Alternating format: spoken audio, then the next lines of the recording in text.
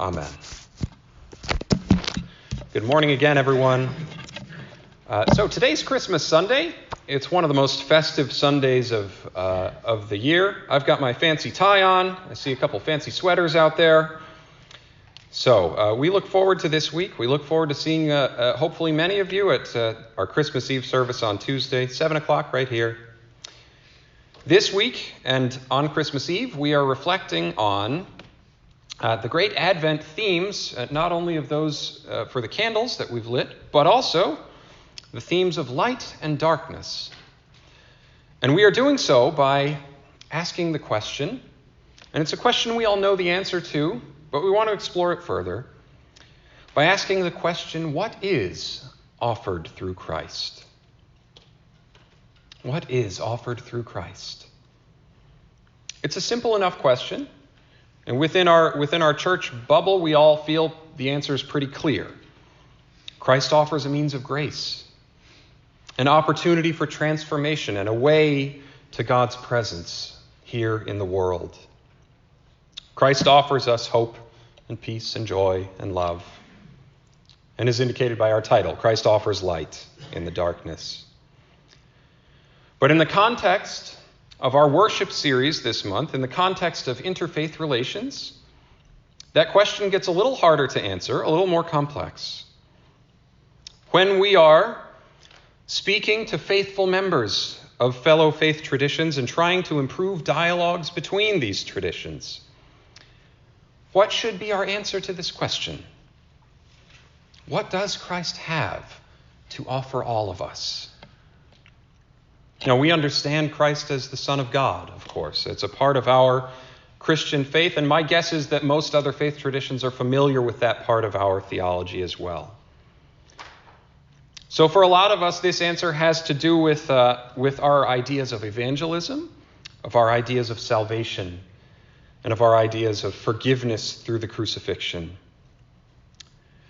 In juxtaposition with other mainline faith traditions, Christ has a unique story to tell. As a sacrifice for humanity's sinfulness, as a lamb who exposes and defeats the sins of hypocrisy and power and greed, Christ as the Son of God who shows us the way to eternal life is probably the image most of us have when we ask ourselves this question.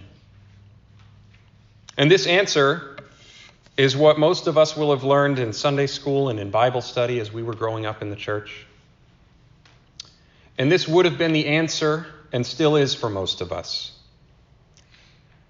Despite the fact that we are sometimes challenged later in life by our interactions with others outside the church. So I'll give you an example, a little anecdote of my own.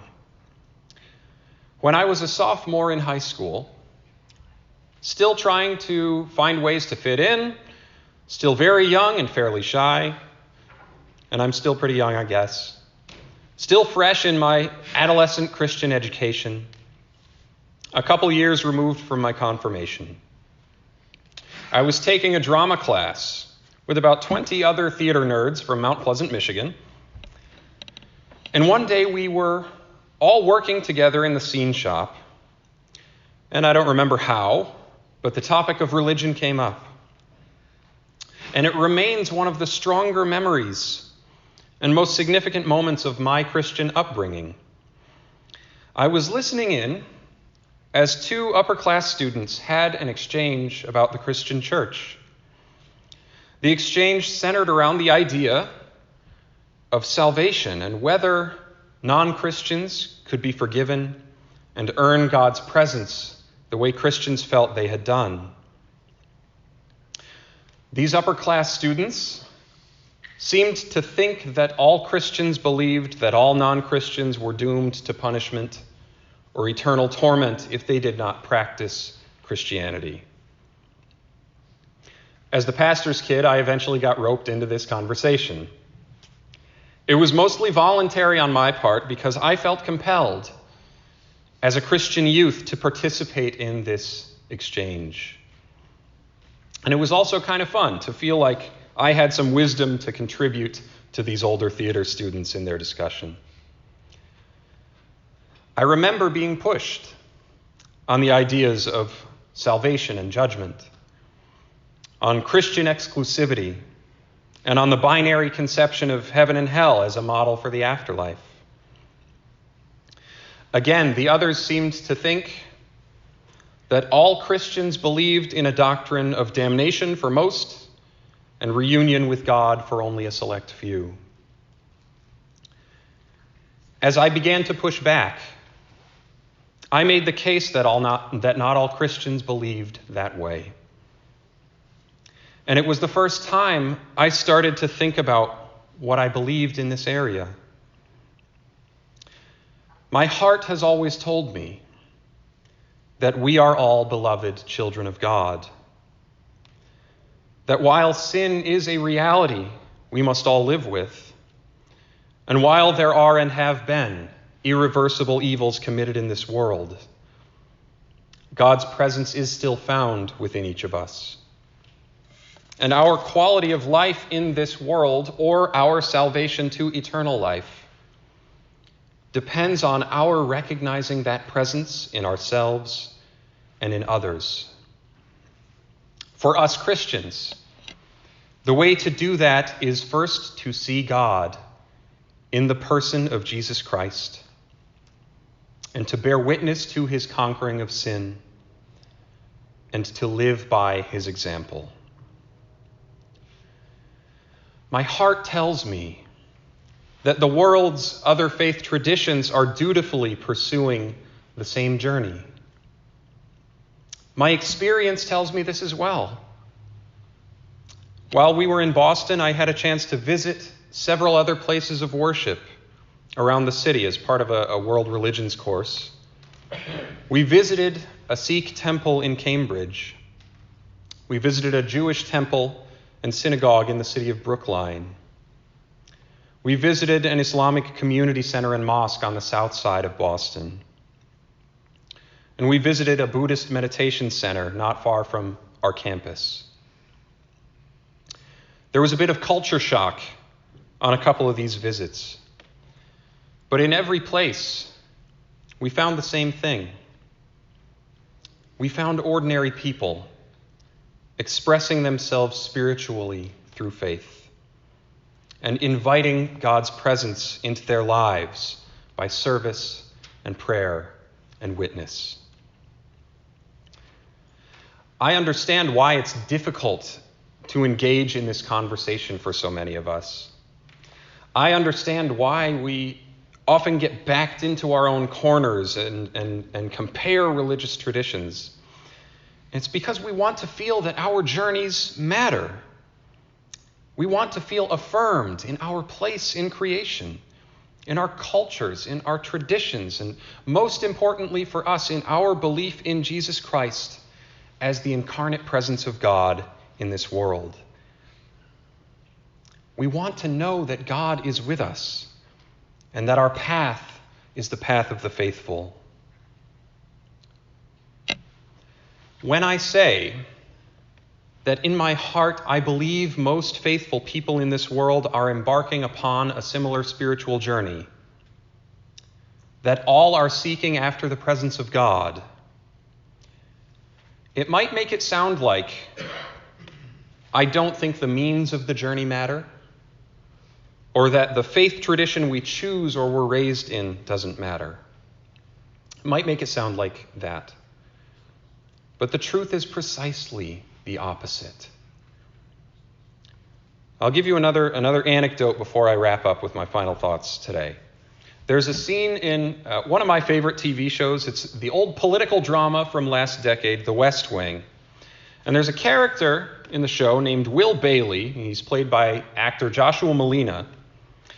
And in this scene, Will Bailey is organizing a congressional campaign in California. And he's speaking to a group of youth who have volunteered for the campaign. They're trying to encourage people to vote in the campaign. And they create a sign. And the sign reads, "It doesn't matter who you vote for, just make sure you vote." And Will Bailey looks at the sign and he says, "That's great, except one thing. I think it does matter who you vote for. So how about this? How about no matter who you vote for, make sure you vote?